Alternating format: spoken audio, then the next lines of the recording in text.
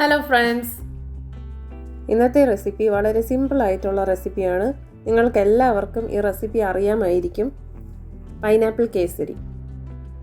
വീഡിയോയിലേക്ക് പോകുന്നതിന് മുമ്പ് നിങ്ങൾ ആദ്യമായിട്ടാണ് ഈ ചാനൽ കാണുന്നതെങ്കിൽ മറക്കാതെ ഈ ചാനൽ സബ്സ്ക്രൈബ് ചെയ്യുക, ബെൽ ഐക്കണും പ്രസ് ചെയ്യുക. പൈനാപ്പിൾ കേസരി പലരും പല രീതിയിലായിട്ടാണ് തയ്യാറാക്കുന്നത്. ആർട്ടിഫിഷ്യൽ കളേഴ്സ് ഉപയോഗിച്ച് ചെയ്യുന്നവരുണ്ട്, അതുപോലെ തന്നെ ആർട്ടിഫിഷ്യൽ എസെൻസ് ഇല്ലേ. ഇപ്പോൾ പൈനാപ്പിൾ ആണെങ്കിൽ ഡയറക്റ്റ് പൈനാപ്പിൾ യൂസ് ചെയ്യാതെ അതിൻ്റെ എസെൻസ് യൂസ് ചെയ്ത് തയ്യാറാക്കുന്നവരുണ്ട്. പക്ഷേ നമ്മളിവിടെ തയ്യാറാക്കാൻ പോകുന്നത് ഫ്രഷ് പൈനാപ്പിൾ ഉപയോഗിച്ചിട്ടാണ്. കേസരി തയ്യാറാക്കാനായി ഒരു പാൻ സ്റ്റവിലേക്ക് വെച്ച് കൊടുക്കുക. അതിലേക്ക് 1.5 ടീസ്പൂൺ നെയ്യ് ഒഴിച്ചു കൊടുക്കുക. നെയ്യ് ചൂടായി തുടങ്ങുമ്പോഴേക്കും അതിലേക്ക് കുറച്ച് കാഷ്യൂസ് ചേർത്ത് കൊടുക്കാം.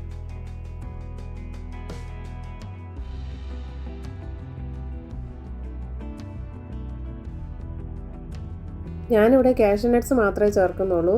വേണമെങ്കിൽ കിസ്മിസ് ചേർക്കുന്നവർക്ക് ചേർക്കാം. കിസ്മിസ് വേണമെങ്കിൽ കാഷ്യൂ നട്ട് വറുത്ത് കോരിയതിന് ശേഷം കിസ്മിസ് ഇതുപോലെ വറുത്ത് മാറ്റി വയ്ക്കാം.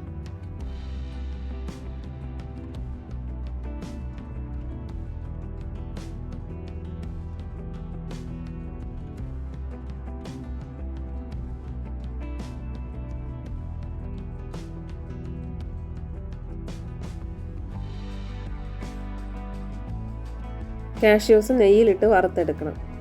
ഇതുപോലെ ചെറിയ ബ്രൗൺ കളർ ആകുമ്പോഴേക്കും കോരി മാറ്റാം.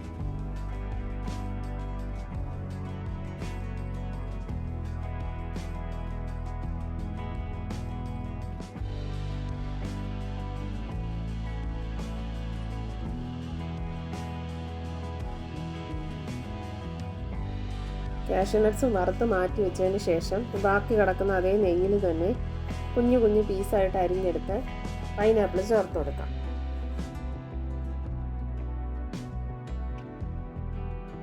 പൈനാപ്പിൾ നെയ്യുമായിട്ട് നല്ലപോലെ കമ്പൈൻ ആവണം. നന്നായിട്ട് ഇളക്കി കൊടുക്കാം.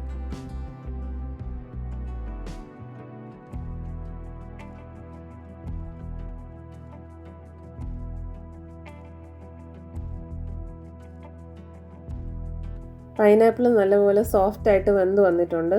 ഇനി അതിനെ നമുക്ക് വേറൊരു പ്ലേറ്റിലേക്ക് മാറ്റാം.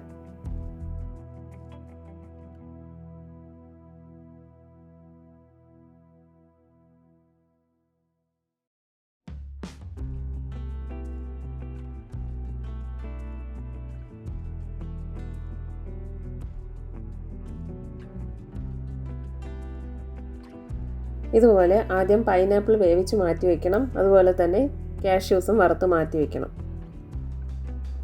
പൈനാപ്പിൾ വേവിച്ചെടുത്ത ആ പാത്രത്തിൽ തന്നെ ഇനി 1 കപ്പ് റവ ചേർത്ത് കൊടുക്കാം. വറുത്ത റവയും ചേർക്കാം, വറുക്കാത്ത റവയായാലും ചേർക്കാം. നമ്മൾ എന്തായാലും ചെറുതായിട്ടൊന്ന് വറുത്തിട്ട് ഉപയോഗിക്കുന്നത് കേസരി കുറച്ചുകൂടെ നല്ല സൂപ്പറായിട്ട് കിട്ടും. ചെറു തീയിലിട്ട് റവ നന്നായിട്ട് വറുത്തെടുക്കുക. റവ വറുക്കുന്ന സമയത്ത് അതിൻ്റെ കളറൊന്നും ചേഞ്ച് ആവാൻ പാടില്ല. അതുകൊണ്ട് തീ വളരെ ലോ ഫ്ലെയിമിൽ വെച്ചിട്ട് വേണം വറുക്കാനായിട്ട്. വറുക്കുന്ന സമയത്ത് ചെറുതായിട്ടൊന്ന് തൊട്ട് നോക്കുമ്പോഴേക്കും റവയെല്ലാം നന്നായിട്ട് ചൂടായിട്ടുണ്ടാവും. അതാണ് അതിൻ്റെ പാകം. പിന്നെ ഒരു ചെറിയ മണം വന്നു തുടങ്ങും. റവ വറുത്ത് വേറൊരു പാത്രത്തിലേക്ക് മാറ്റി വയ്ക്കാം. ഇനി ആ സെയിം പാത്രത്തിൽ തന്നെ 2.5 കപ്പ് വെള്ളം ചേർത്ത് കൊടുക്കാം. നമ്മൾ ഏത് കപ്പിലാണോ റവ അളന്നെടുത്തത് ആ റവ അളന്നെടുത്ത സെയിം കപ്പിൽ തന്നെ 2.5 കപ്പ് വെള്ളം എടുക്കാനായിട്ട് ശ്രദ്ധിക്കുക.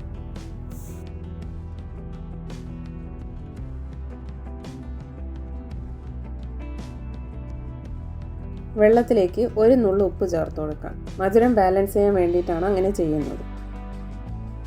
വെള്ളത്തിലേക്ക് 1/4 ടീസ്പൂൺ ഏലക്കപ്പൊടി ചേർത്ത് കൊടുക്കാം. നല്ലൊരു ഫ്ലേവർ കിട്ടും.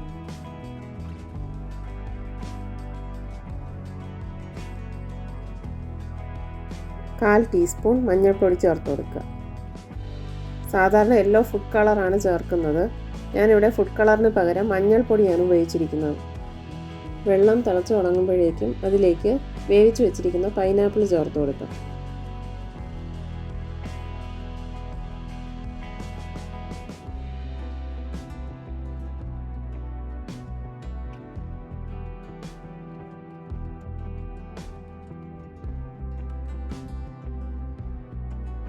വെള്ളം നല്ലപോലെ വെട്ടിത്തിളച്ചതിന് ശേഷം മാത്രം വറുത്ത് വെച്ചിരിക്കുന്ന റവ ചേർത്ത് കൊടുക്കാം.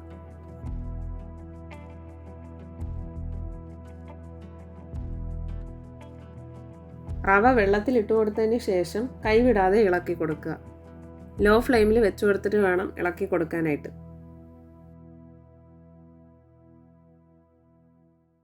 റവ കട്ട പിടിക്കാതിരിക്കാൻ വേണ്ടിയിട്ടാണ് അങ്ങനെ ചെയ്യുന്നത്.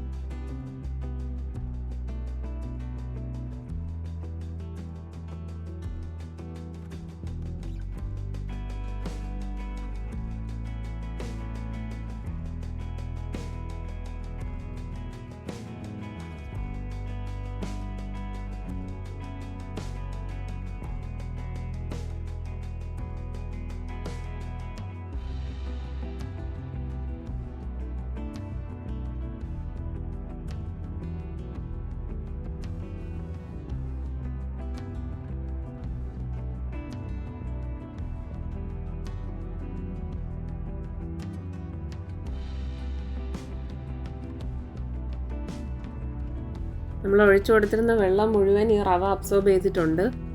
ഇപ്പോൾ വെള്ളമൊക്കെ നല്ലപോലെ വറ്റി റവയൊക്കെ നന്നായിട്ട് വെന്ത് വന്നിട്ടുണ്ട്. ഈ സ്റ്റേജിൽ ഇനി പഞ്ചസാര ചേർത്ത് കൊടുക്കാം. ഞാനിവിടെ 1 കപ്പ് റവയ്ക്ക് 1 കപ്പ് പഞ്ചസാരയാണ് എടുത്തിരിക്കുന്നത്, മൈൽഡായിട്ടുള്ളൊരു മധുരത്തിന് വേണ്ടിയിട്ട്. നിങ്ങൾക്ക് വേണമെങ്കിൽ 1.25 കപ്പ് പഞ്ചസാര ഉപയോഗിക്കുകയാണെങ്കിൽ കറക്റ്റ് പാകമായിരിക്കും. എന്നുവെച്ചാൽ കുറച്ച് മധുരം കൂടുതലായിരിക്കും. അങ്ങനെ കഴിക്കുന്നവർക്ക് 1.25 കപ്പ് എടുക്കാവുന്നതാണ്. ഞാനിവിടെ ബ്രൗൺ കളറിലുള്ള ഷുഗറാണ് ഉപയോഗിച്ചിരിക്കുന്നത്. അതുകൊണ്ട് തന്നെ കേസരിയുടെ കളറ് ചെറിയ വ്യത്യാസം വരും. ചേർത്ത പഞ്ചസാര നല്ലപോലെ മിക്സ് ചെയ്ത് കൊടുക്കുക. അപ്പോഴേക്കും റവ കുറച്ചുകൂടെ ലൂസായി തുടങ്ങും.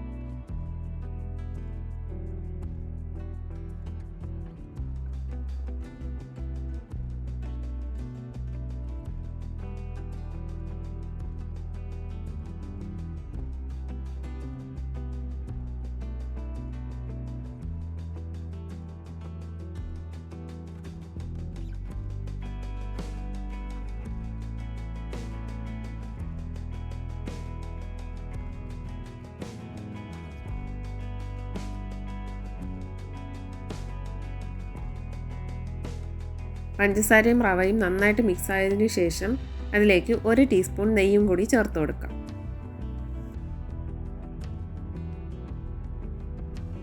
ഇനി കൈവിടാതെ ഇളക്കി കൊടുക്കാം.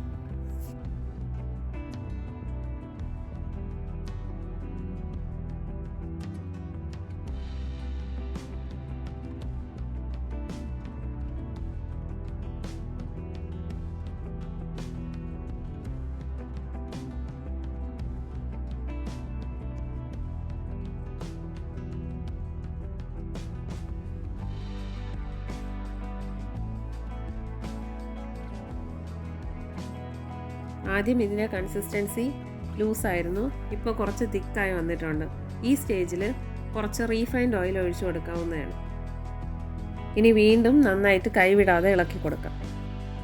എണ്ണ ഒഴിച്ചതിന് ശേഷം അതിലേക്ക് കുറച്ച് കാഷ്യൂ നട്ട്സും കൂടി ചേർത്ത് കൊടുക്കാം. ഇനി എല്ലാം കൂടി ഒരുമിച്ച് നന്നായിട്ട് ഇളക്കി കൊടുക്കാം. ഞാൻ ഈ പറഞ്ഞ അളവുകളൊക്കെ ഉപയോഗിച്ച് നിങ്ങൾ ഈ റെസിപ്പി തയ്യാറാക്കുകയാണെങ്കിൽ നിങ്ങൾക്ക് സെയിം കല്യാണ വീട്ടിൽ കഴിക്കുന്ന അതേ കേസരിയുടെ ടേസ്റ്റ് കിട്ടും, അതേ കൺസിസ്റ്റൻസിയിലും കിട്ടും.